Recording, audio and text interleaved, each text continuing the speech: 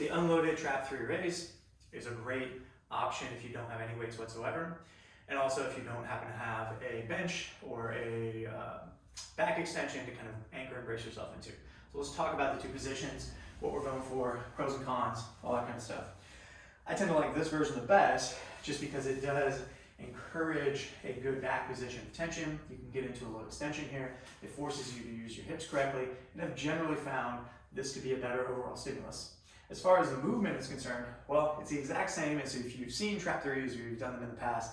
I am trying to create some tension through my spine, elevate my arm, and this is not a shoulder activity as much as it is sort of this deep mid-back activity. By me reaching out and forward, I pull down on those muscles, and you can start to feel almost like right there where my thumbs are, just a little burn of sensation, like two kind of golf ball / baseball size spaces. Hinge, back position, lift. If that position is problematic for whatever reason, you can't really get the hips correct, you feel like you're kind of slouching over, it hurts your back, you can always go to the ground.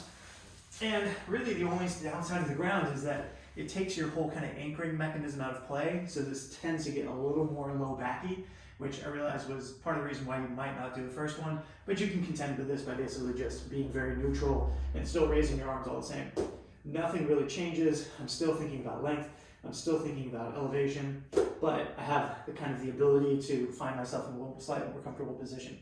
If you're in between, you can get some extension through here and get that same type of a bit of global extension. It's just not going to radiate all the way down to your hips, which, pros and cons depending on what you set up. Last bit is hand width.